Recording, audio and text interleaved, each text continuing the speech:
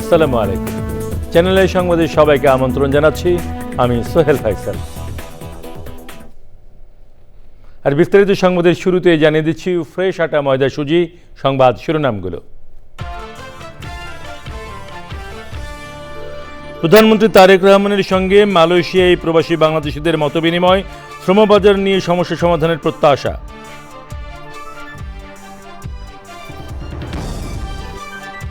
কাতারের শাহনিয়া এলাকায় সড়ক দুর্ঘটনায় সিলেটের কানাইঘাটের 5 জন নিহত, তাঁদের অকাল মৃত্যুতে কমিউনিটিতে শোকের ছায়া। বাংলাদেশের কৃষিতে উন্নত প্রযুক্তির ব্যবহার নিশ্চিতে ইরি প্রধান হোমনাথ ভান্ডারীর তাগিদ, কৃষি খাতে শাইখ সিরাজের অনন্য অবদানের প্রশংসা। দিল্লি ইন্টারন্যাশনাল ফিল্ম ফেস্টিভ্যালে পুরস্কৃত ইমপ্রেসের ছবি মানুষের বাগান, অন্য দেশের চলচ্চিত্র উৎসবের পাশাপাশি দেশের প্রেক্ষাগৃহে প্রদর্শনের আশা। এবং রাঙ্গামাটির পাহাড়ের ঢালু জমিতে ব্যতিক্রমী আমবাগান, দেশি বিদেশি জাতের রঙিন আম চাষ করে 2 তরুণের সফলতার দৃষ্টান্ত স্থাপন।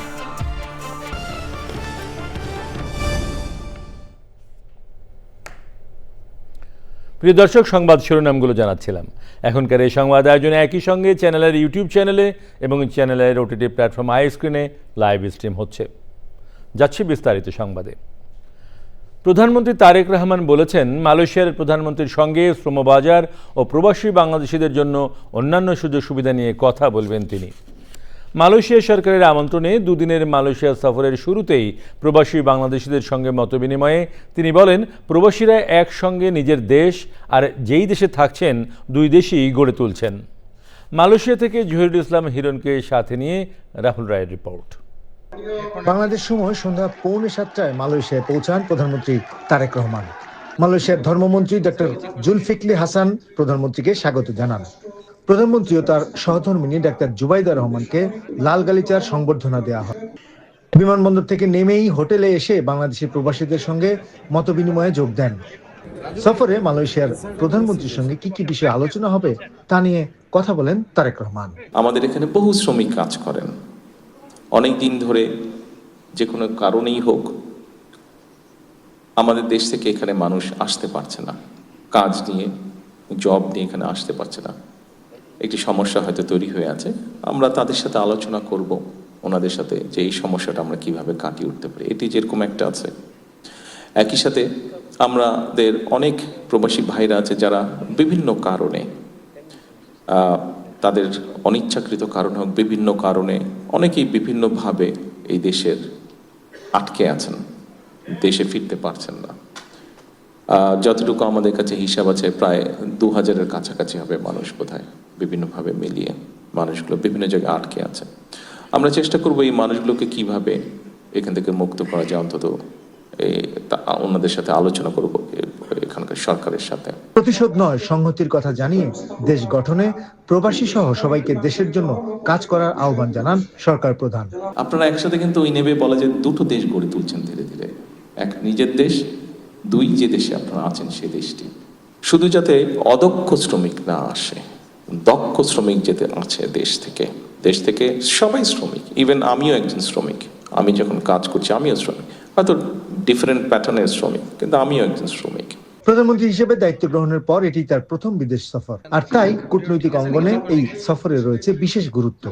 বিশেষ করে মালয়েশিয়ায় বসবাসরত বাংলাদেশি প্রবাসীরা তাকিয়ে আছেন সফর থেকে কি বার্তা আসে। সফরে শ্রমখাত, বাণিজ্য এবং সংস্কৃতি ও পারস্পরিক সহযোগিতা নিয়ে 3টি সমঝোতা স্মারক স্বাক্ষর হওয়ার কথা রয়েছে। প্রধানমন্ত্রীর এই সফরে সম্ভাবনার নতুন দ্বার উন্মোচিত হবে বলে মনে করছেন প্রবাসী বাংলাদেশিরা। এখন সবার নজর 2 দেশের শীর্ষ পর্যায়ের বৈঠক এবং সেখান থেকে আসা আনুষ্ঠানিক ঘোষণার দিকে। রাহুল রায়, চ্যানেল আই, মালয়েশিয়া। কাতারের শাহনিয়া রোববার সকালে এক মর্মান্তিক সড়ক দুর্ঘটনায় সিলেটের কানাইঘাটের 5 জন প্রবাসী বাংলাদেশি নিহত হয়েছেন। একটি পিকআপ ভ্যানে করে কর্মস্থলে যাওয়ার পথে গাড়িটির নিয়ন্ত্রণ হারালে এ দুর্ঘটনা ঘটে। নিহতরা হলেন সিলেটের কানাইঘাটের আগতামূলক নিবাসী জসিমউদ্দিন, আমরপুর নিবাসী জিবালউদ্দিন, মাঝতালুক নিবাসী মুস্তাক আহমেদ, একই এলাকার জুবাইর আহমেদ এবং গাজবাড়ি নিবাসী কাদের আহমেদ। নিহতদের মরদেহ স্থানীয় একটি হাসপাতালে রাখা হয়েছে। তাদের অকাল মৃত্যুতে কমিউনিটিতে শোকের ছায়া নেমে এসেছে।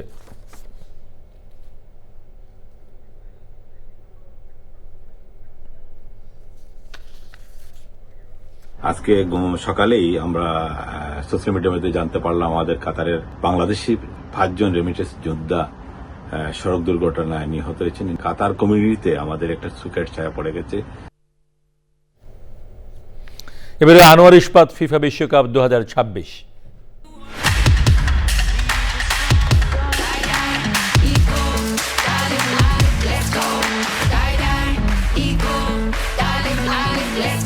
প্রতি বছর গরম বাড়তাছে, আগামীতে আরো বাড়বো। তাই বুদ্ধি কইরা আনোয়ার সিমেন্ট শীট দিয়ে আগেই ঘর বানাইছি। আনোয়ার সিমেন্ট শীট, কারেন্ট ছাড়া এসি। যখনই দীর্ঘ, যখনই বৃহৎ, যখনই দৃঢ় নির্মাণের চ্যালেঞ্জ, তখনই সারা দেশের আস্থা আনোয়ার ইস্পাত, স্ট্রংগেস্ট স্টিল সিন্স 1978। ফিফা বিশ্বকাপে দুইবারের বিশ্ব চ্যাম্পিয়ন উরুগুয়ের সাথে 2-2 গোলে ড্র করেছে নবাগত কেপ ভার্দে। এদিকে দ্বিতীয় ম্যাচে এসে জয়ের দেখা পেয়েছে ফেভারিট স্পেন। ওয়াইয়ারজাবালের জোড়া গোলে সৌদি আরবকে 4-0 গোলে হারিয়েছে লুইস দে লা ফুয়েন্তের দল। অন্য ম্যাচে শক্তিশালী কোভিড মহামারীর সময় হোম অফিস কথাটি বিশ্বব্যাপী পরিচিতি পায়। বিভিন্ন পেশায় জড়িত মানুষ ঘরে থেকে তার পেশার কাজটা করতেন। এবারের বিশ্বকাপে নেইমারও নাকি হোম অফিস করছেন। কথাটা শুনতে যেমন ব্যঙ্গাত্মক, তেমনি বলাও হয়েছে মজা করেই। মন্তব্য করেছেন ব্রাজিলের president Luiz Inacio Lula da Silva. ব্রাজিলের সংবাদ মাধ্যম ও গ্লোবো জানিয়েছে, সরকারি স্বাস্থ্য ব্যবস্থায় ক্যান্সার চিকিৎসায় বিনিয়োগ সংক্রান্ত এক অনুষ্ঠানে মজা করে এমন কথা বলেন লুলা। নেইমার লুলার রাজনৈতিক প্রতিদ্বন্দ্বী ও ব্রাজিলের সাবেক প্রেসিডেন্ট জয়ির বলসোনারোর সমর্থক। সেই অনুষ্ঠানে ব্রাজিলের প্রেসিডেন্ট এক শিশুর কাছে জানতে চান ব্রাজিল দলের সেরা খেলোয়াড় কে। জবাবে শিশুটি নেইমারের নাম বললে প্রেসিডেন্ট রসিকতা করে এই মন্তব্য করেন।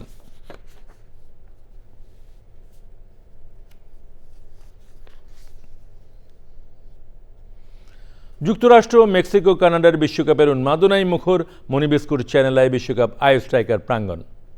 আয়োজক দেশগুলোতে যেতে না পারলেও চ্যানেল আইয়ের বিশেষ আয়োজনে ফুটবল নিয়ে মেতেছিলেন ফেরদৌস ওয়াহিদের মতো খ্যাতনামা সঙ্গীতশিল্পী, এ সময়কার তরুণ অভিনেত্রী, রাজনৈতিক কর্মী সহ বিশিষ্টজনরা। আদিল আহমেদ শানের রিপোর্ট। বিশ্বকাপ ফুটবলের উন্মাদনার রেশ বইছে মণিবিস্কুট চ্যানেল আই বিশ্বকাপে। প্রতিদিনই তারকাদের পদচারণায় মুখর আই স্ট্রাইকার প্রাঙ্গণ।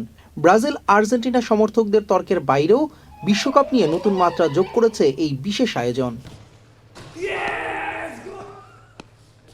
এমন আয়োজনে সঙ্গী হতে পেরে উচ্ছ্বসিত সঙ্গীত শিল্পী ফেরদৌস ওয়াহিদ, সাবেক ফুটবলার সাব্বির বিন ওয়ালিদ সহ বিশিষ্টজনেরা।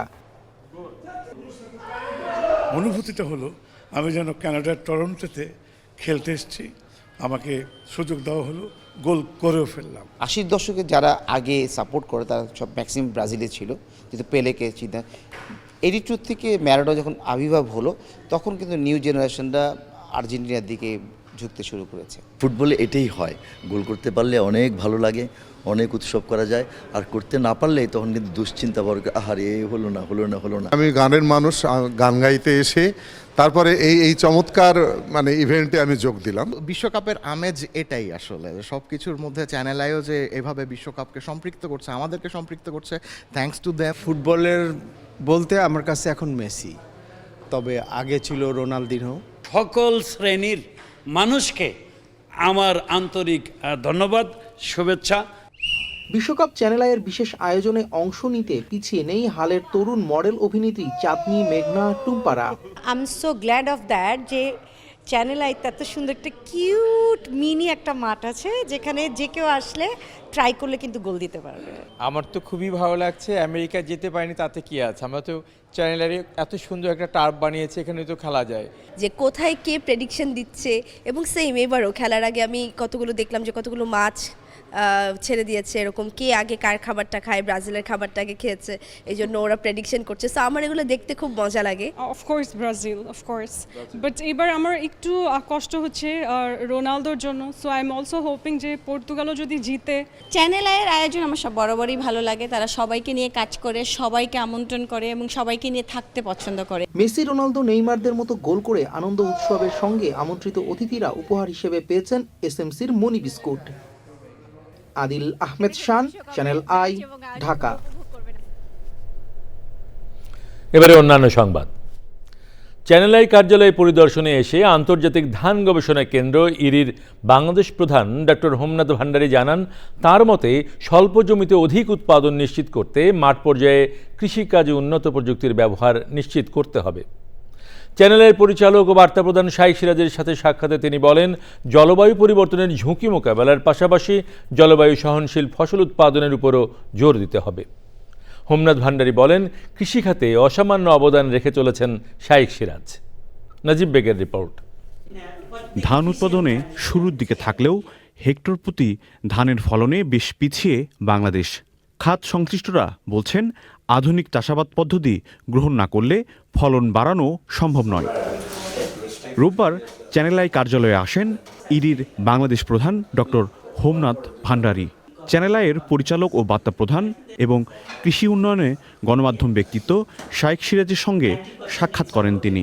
আলোচনায় ধান উৎপাদনে ইরির কার্যক্রম সম্পর্কে কৃষককে অবহিত করতে শাইখ সিরাজকে আহ্বান জানিয়ে হোমনাথ ভান্ডারী বলেন, মাঠ পর্যায়ের কৃষকরা প্রযুক্তির উৎকর্ষে সেভাবে সম্পৃক্ত হতে পারেনি। ছোট জমিতে বেশি প্রোডাকশন ইনক্রিজ করতে হবে, প্রোডাক্টিভিটি করতে হবে, এইটা বিগেস্ট চ্যালেঞ্জ। এইটা রিসার্চ স্টেশনে অনেক ভালো টেকনোলজি আছে, কিন্তু ফার্মার ওইটা জানে না। ওই রিসার্চ এক্সটেনশন গ্যাপ কিভাবে এটা পূর্তি করতে পারে, এইটাও অনাদার বিগ চ্যালেঞ্জ। কৃষিখাতে জলবায়ু পরিবর্তনের ঝুঁকি মোকাবেলা নিয়েও কথা বলেন তিনি। এই খাতে শাইখ সিরাজের অবদান নিয়েও নিজের অভিমত জানান। ওনার মেইন রোল হচ্ছে রিসার্চ স্টেশন থেকে কিভাবে টেকনোলজি ফার্মারকে পৌঁছাইতে হবে। উনি একটা অনেক ওইটা গ্যাপ ফিল করার জন্য অনেক বিগ কন্ট্রিবিউশন আছে। আর ফার্মার কী কী প্রবলেম আছে, ফার্মার থেকে রিসার্চ স্টেশন আর পলিসি মেকার সময় নিয়ে আসার জন্য উনি একটা বিগেস্ট কন্ট্রিবিউশন করেছেন। সো এইটা উনি he is one of the really champion and hero in agriculture development in Bangladesh. Diabetes আক্রান্তদের জন্য উদ্ভাবিত আল্ট্রা লো জিআই জাতের ধান নিয়ে বাংলাদেশে কাজ করতে চান হোমনাথ। ধান উৎপাদনে কার্বন নিঃসরণ কমানোর তাগিদ দেন তিনি। কিভাবে green house gas emission reduce করতে পারে রাইস থেকে। ইরির বাংলাদেশ অফিস প্রধানকে চ্যানেল আইয়ের পক্ষ থেকে সম্মাননা জানানো হয়। নাজিব বেগ, চ্যানেল আই, ঢাকা। জীবনধর্মী গল্প নিয়ে নির্মিত চলচ্চিত্র মানুষের বাগান 15তম দিল্লি ইন্টারন্যাশনাল ফিল্ম ফেস্টিভ্যালে বেস্ট সোশ্যাল সাবজেক্ট ক্যাটাগরিতে পুরস্কার পেয়েছে। চলচ্চিত্র পরিচালক নুরুল আলম আতিক পুরস্কারের সম্মাননা ক্রেস্ট ও সার্টিফিকেট তুলে দেন ছবির প্রযোজক ইমপ্রেস টেলিফিল্ম লিমিটেড চ্যানেল আইয়ের ব্যবস্থাপনা পরিচালক ফরিদুর রেজা সাগরের হাতে। শাকির আদনানের রিপোর্ট। মানুষের বাগান চলচ্চিত্রটির গল্পে উঠে এসেছে মানুষের জীবনের বিচিত্র কাহিনী ও প্রেক্ষাপট। 4 থেকে 8 মে 15তম দিল্লি ইন্টারন্যাশনাল ফিল্ম ফেস্টিভ্যালে চলচ্চিত্রটি best social subject world cinema সেকশনে পুরস্কার পেয়েছে। চলচ্চিত্রের কাহিনীর চিত্রনাট্য ও পরিচালনা করেছেন নুরুল আলম আতিক, প্রযোজনা করেছেন ইমপ্রেস টেলিফিল্ম লিমিটেড চ্যানেল আইয়ের ব্যবস্থাপনা পরিচালক ফরিদুর রেজা সাগর। পুরস্কারের ক্রেস্ট ও সার্টিফিকেট চ্যানেল আই ভবনে ছবির প্রযোজকের হাতে তুলে দেন পরিচালক। মানুষের বাগান সিনেমাটা 15th দিল্লি ইন্টারন্যাশনাল ফিল্ম ফেস্টিভ্যালে একটা সেকশনের বেস্ট ফিল্মের পুরস্কার পায়। তো পুরস্কারের বেস্ট ফিল্ম হলে সেটা প্রযোজকের প্রাপ্য, সেই জন্য আমি এটা হ্যান্ড ওভার করতে সাগরের কাছে আসছি। পরিচালক জানান, মানুষের বাগান চলচ্চিত্রটি বিশ্বের আরও ফিল্ম ফেস্টিভ্যালের পাশাপাশি দেশের সিনেমা হলে প্রদর্শনের পরিকল্পনা রয়েছে। Shakir Adnan, channel I, Dhaka. রাঙামাটির দুর্গম পাহাড়ের পরিত্যক্ত ঢালু জমিতে গড়ে উঠেছে ব্যতিক্রমী এক আমবাগান। দেশি বিদেশি জাতের রঙিন আম চাষ করে সফলতার নতুন দৃষ্টান্ত স্থাপন করেছেন 2 তরুণ উদ্যোক্তা। রাঙামাটি থেকে মনসুরুদ্দিন আহমেদের পাঠানো তথ্য ও ভিডিওচিত্র নিয়ে রিপোর্ট করছেন জহির মুন্না। রাঙামাটির দুর্গম পাহাড়ে একসময় অব্যবহৃত পড়ে থাকা ঢালু জমি এখন পরিণত হয়েছে রঙিন আমের বাগানে।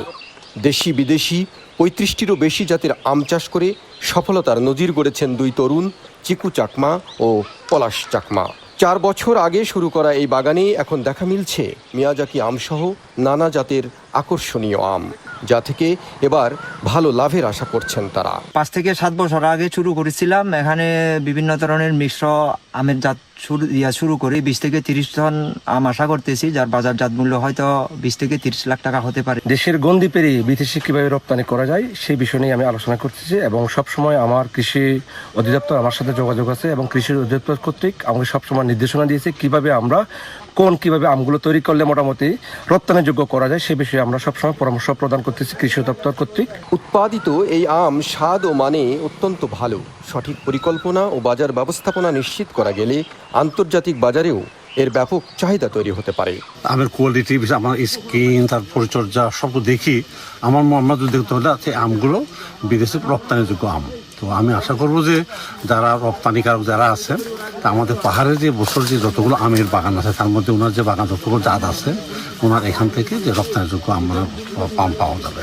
আম উৎপাদনে নিয়মিত উৎসাহ, প্রশিক্ষণ ও কারিগরি সহায়তা দিচ্ছে কৃষি বিভাগ। গুণগত মান ক্ষেত্রে আমরা প্রতিনিয়ত ওনার সাথে যোগাযোগ এবং পরামর্শ দিচ্ছি যাতে উনি রোগ বালাই প্রতিরোধমূলক ব্যবস্থা নেন। যেমন ওনার ব্যাগিং, এই সময় ব্যাগিং করে যাতে ফলের মান ঠিক রেখে আন্তর্জাতিক পর্যায়ে যেন উনি যেন বাজারে বিক্রি করতে পারেন। পরিকল্পিত উদ্যোগে পাহাড়ি জমি কাজে লাগিয়ে বৃদ্ধি করা যেতে পারে আম উৎপাদন ও রপ্তানির নতুন সম্ভাবনা। Zahir Munna, channel I. আপনারা দেখছেন চ্যানেল আই সংবাদ। এবারে খানিকক্ষণের বিরতি। আর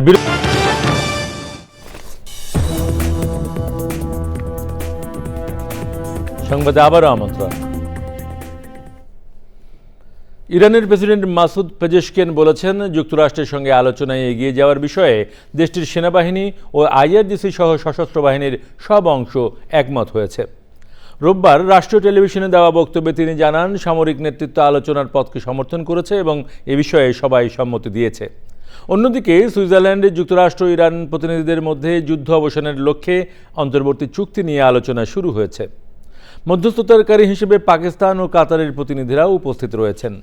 মার্কিন প্রতিনিধি দলের নেতৃত্ব দিচ্ছেন জেডি ভ্যান্স এবং ইরানি প্রতিনিধি দলের নেতৃত্বে রয়েছেন আব্বাস আরাকশি ও বাকের কালিবাফ।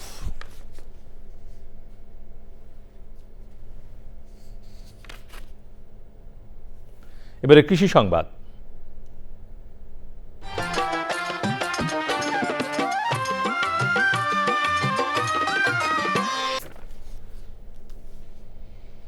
পাবনায় এবছর 800 থেকে 1000 কোটি টাকার লিচু উৎপন্ন হয়েছে। তবে সুষ্ঠুভাবে সংরক্ষণ ও বাজারজাতকরণের অভাবে 25 থেকে 30% লিচু নষ্ট হয়েছে।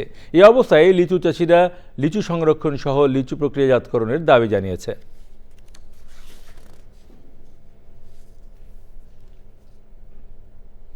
এবারে প্রকৃতি সংবাদ।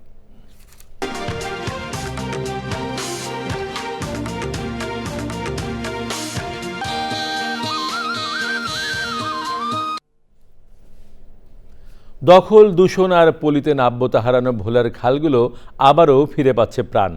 ভোলা সদর উপজেলার বিভিন্ন এলাকায় চলমান খাল পুনঃখনন কার্যক্রমে বাড়বে পানি প্রবাহ, কমবে জলাবদ্ধতার ঝুঁকি। সেচ সুবিধাসহ খাদ্য উৎপাদনে নতুন করে আশাবাদী হয়ে উঠছেন কৃষকরা।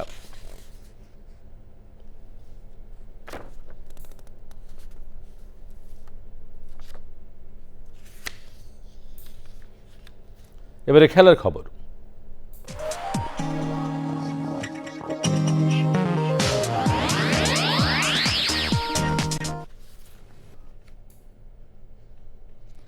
বিশ্বকাপে রয়েছে 3টি ম্যাচ।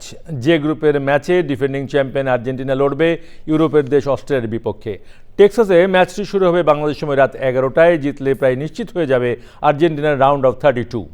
3 পয়েন্ট নিয়ে গোল ব্যবধানে এগিয়ে পয়েন্ট তালিকার শীর্ষে আছে আলবিসেলেস্তারা। রাত 3টায় ফিলাডেলফিয়ার ইরাকের বিপক্ষে লড়বে ফ্রান্স। জিতলেই গতবারের ফাইনালিস্টদের নিশ্চিত হয়ে যাবে রাউন্ড অফ 32। মঙ্গলবার সকাল 6টায় নিউ জার্সির মেটলাইফ স্টেডিয়ামে নরওয়ের মুখোমুখি হবে সেনেগাল।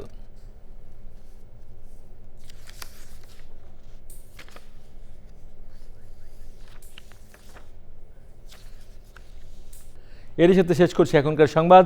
সব শেষে ফ্রেশ আটা ময়দা সুজি সংবাদ শিরোনামগুলো জানিয়ে দিচ্ছি আরও একবার। প্রধানমন্ত্রী তারেক রহমানের সঙ্গে মালয়েশিয়ায় প্রবাসী বাংলাদেশিদের মতবিনিময়, শ্রমবাজার নিয়ে সমস্যা সমাধানের প্রত্যাশা।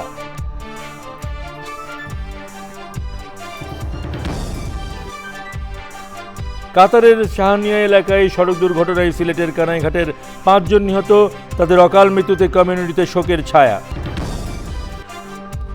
বাংলাদেশের কৃষিতে উন্নত প্রযুক্তির ব্যবহার নিশ্চিতে ইরি প্রধান হোমনাথ ভান্ডারীর তাগিদ, কৃষিখাতে শাইখ সিরাজের অনন্য অবদানের প্রশংসা।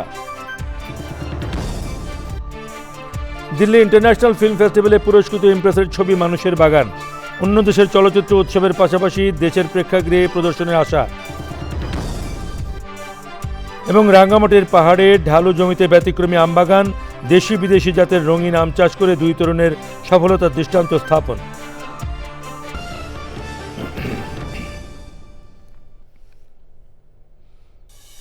বাংলাদেশ স্যাটেলাইট কোম্পানি লিমিটেড পরিচালিত জরিপ অনুযায়ী আগের মাসগুলোর মতো মে মাসেও টিআরপি টপার অর্থাৎ দেশের সবচেয়ে জনপ্রিয় টেলিভিশন চ্যানেল আই এর সর্বশেষ সংবাদ জানতে ভিজিট করুন channelionline.com।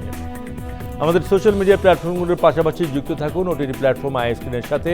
বিশ্বকাপের সবগুলো ম্যাচ দেখা যাবে চ্যানেল আইয়ের জনপ্রিয় ওটিটি প্ল্যাটফর্ম আই স্ক্রিনে। আমাদের পরের সংবাদ দেখার আমন্ত্রণ জানিয়ে বিদায় নিচ্ছি। সবাইকে ধন্যবাদ।